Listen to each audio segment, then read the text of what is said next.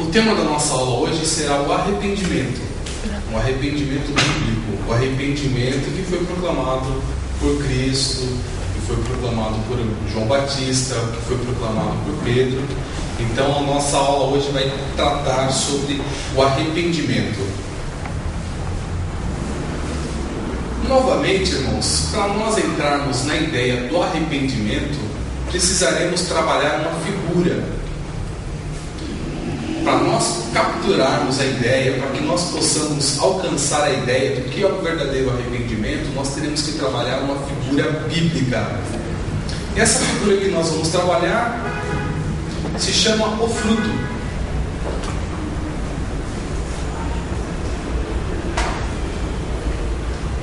Por que a Bíblia utiliza figuras? Nós já falamos isso na aula passada. Só que tem uma importância muito grande as figuras na Bíblia. Geralmente a Bíblia utiliza figuras que não se extinguem com o tempo. São figuras que vão estar com a humanidade até o fim dos tempos. A Bíblia trabalha com porta, a Bíblia trabalha com caminho, a Bíblia trabalha com fruto, a Bíblia trabalha com semente. Observe que são elementos que não vão se extinguir até o final da história da humanidade. Por quê? Porque essas figuras elas têm que estar vivas, bem vivas na mente de todos aqueles que têm contato com as Escrituras. Então hoje nós temos vários conceitos novos que são utilizados pela humanidade, mas com relação à Bíblia, ela sempre vai utilizar essas figuras básicas que elas não se extinguem.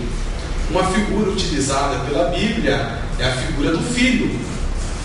O filho, todo homem tem filho, toda mulher tem filho. Então essa figura dentro da Bíblia, ela é muito utilizada. E uma das figuras que nós teremos que abordar hoje será a figura do fruto. Jesus disse, irmãos, em João 15, 2. João 15, versículo 2.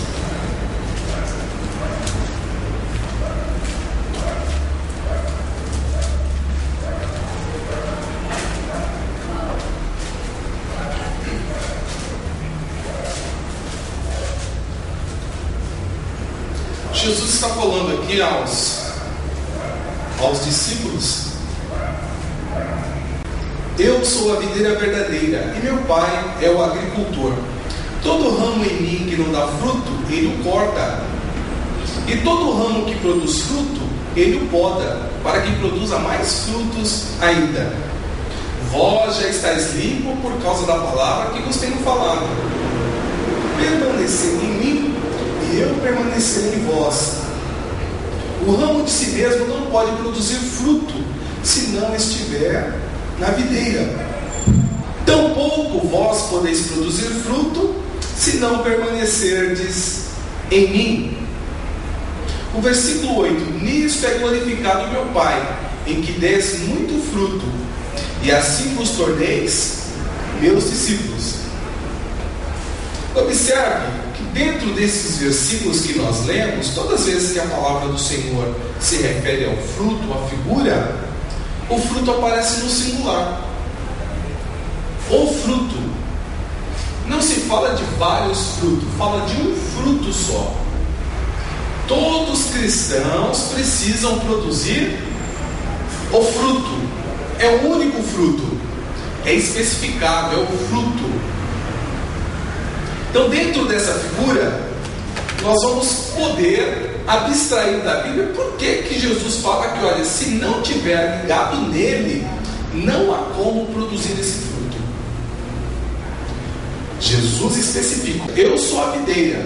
Se você, a vara, não estiver ligado em mim, não há como você produzir fruto. Do versículo 2, olha: todo ramo em mim que não dá fruto, ele o corta, e todo ramo que produz fruto, ele o poda, para que produza mais frutos ainda. Versículo 8: nisto é glorificado meu Pai, em que des muito fruto, e assim vos tornareis meus discípulos. Irmãos, o que significa fruto na Bíblia? Para nós compreendermos o que é o fruto na Bíblia, nós vamos ter que ler o livro de Hebreus. Gostaria que os irmãos abrissem Hebreus 13:15. Portanto, ofereçamos sempre por meio dele a Deus sacrifício de louvor, que é o fruto de lábios que confessam o seu nome. É possível abstrair o que é o fruto? As pessoas têm que o fruto que Jesus especificou refere-se às obras. Mas a Bíblia, ela não classifica o fruto que o crente produz como sendo obras. O escritor aos Hebreus, ele deixa muito claro, olha, portanto, ofereçamos sempre por meio dele, olha, por meio de Cristo Jesus, oferecemos sempre sacrifícios de louvor. E o que é esse sacrifício de louvor? É o fruto de lábios que confessam o seu nome. Se os irmãos observarem, todas as referências bíblicas que falam de fruto, ou a grande maioria dessas referências, está relacionado àquilo que o homem fala, aquilo que sai da boca do homem. Não está relacionado às obras do homem. Eu gostaria que os irmãos lessem Provérbios 11:30.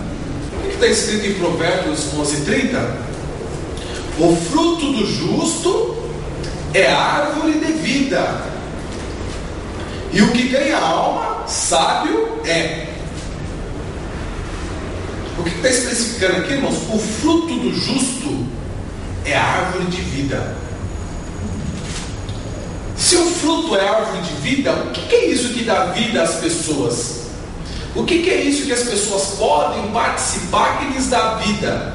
Nós ouvimos falar lá no Éden que tem o fruto da árvore da vida.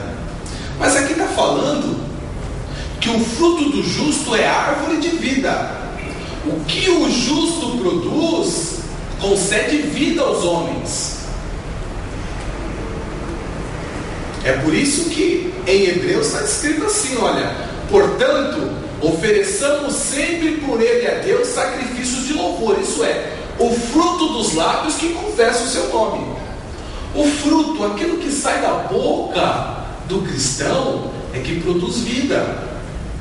É isso que ele está oferecendo aos homens, fruto, para que as pessoas possam comer palavras. Tudo que sai da boca do cristão é palavras. Ele professa o nome de Cristo. Nós estamos trabalhando o quê? Uma figura concernente ao fruto. Aquele que está verdadeiramente ligado na oliveira, aquele que está ligado na videira verdadeira, ele produz o quê? Fruto. Que fruto é esse? O fruto dos lábios que confessam o seu nome. Todos aqueles que confessam, que professam o nome de Cristo, o que ele está produzindo? Isso está especificado em Provérbios 11:30. O fruto do justo é árvore de vida. Você pode comer desse fruto, desse justo, que você vai ter vida. Temos outro versículo, irmãos. Isaías 57:19. Gostaria que os irmãos abrissem a Bíblia para dar uma observada em Isaías 57:19. Eu crio os frutos dos lábios, paz, paz, para o que está longe e para o que está perto, diz o Senhor, e eu o sararei. O que Deus faz, irmãos? Ele está falando, sou eu quem crio. Essa palavra, sou eu quem crio, está relacionado com o verbo bara. É Deus quem cria o fruto dos lábios. Aquilo que o homem vai professar acerca de Cristo, é Deus quem cria. O homem não possui, ele não consegue por si mesmo produzir uma doutrina que salve os homens. Ele precisa desta criação de Deus para quê? Para que ele possa anunciar paz aos homens. Então Deus, por intermédio do profeta Isaías, profetizou há muito tempo dizendo, olha, eu crio o fruto dos lábios. Porque qual que é o fruto dos lábios? Paz, paz. Deus criando paz. Aquela paz a paz estabelecida entre Deus e os homens. Está falando do Evangelho que traz paz a todos os homens. Eu crio o fruto dos lábios. Que fruto é esse? É o mesmo fruto que está especificado em Hebreus 13:15. O fruto dos lábios que confessa o seu nome. Quando o profeta Isaías profetizou isso, irmãos, ele estava falando de Cristo, o sacrifício de louvor que nós podemos oferecer. Então, quando nós lemos, olha, eu sou a videira verdadeira, aquele que não estiver ligado em mim, ele não produz fruto. É um fruto específico, está falando de uma mensagem específica, ou seja, o fruto diz da mensagem do Evangelho. Voltamos novamente lá em Isaías. Eu crio o fruto dos lábios, paz, paz. Deus proclama paz para aqueles que estão longe. Para quem? Para os gentios. Mas ele também proclama paz para aqueles que estão perto, para os judeus. Deus está proclamando paz para todos os homens por intermédio do Evangelho. É por isso que ele cria o fruto, aquilo que o homem vai produzir por meio dos seus lábios. Vamos dar uma lida em Oséias capítulo 10, versículo 1, irmãos, para ilustrar melhor essa ideia.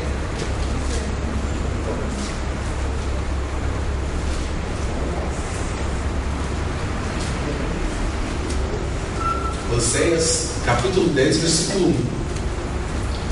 1. Israel é uma vide estéril que dá fruto para si mesmo. Diferente daquilo que Isaías estava profetizando, Israel era uma vide, só que não produzia frutos para Deus. Por quê? Porque não estava ligado na videira verdadeira. Israel, por ter se desviado da palavra de Deus, ela não produzia fruto para Deus. Era uma árvore estéril, não produzia porque não estava ligado em Deus. Oséias está protestando contra o povo de Israel, que eles eram pecadores, que eles estavam distantes de Deus, não estavam ligados na oliveira verdadeira, na vide verdadeira. Amém? Israel é uma vide estéril que dá fruto para si mesmo. Conforme a abundância do seu fruto, multiplicou também os altares. Conforme a bondade da sua terra, assim fizeram boas as suas estátuas. O que se percebe? Que Israel, por ter se desviado de Deus, ele construiu um monte de ídolos para si. E ele não produzia o fruto que Deus estipulou. Que é paz, paz, tanto para aqueles que estão longe, tanto para aqueles que estão perto. Amém?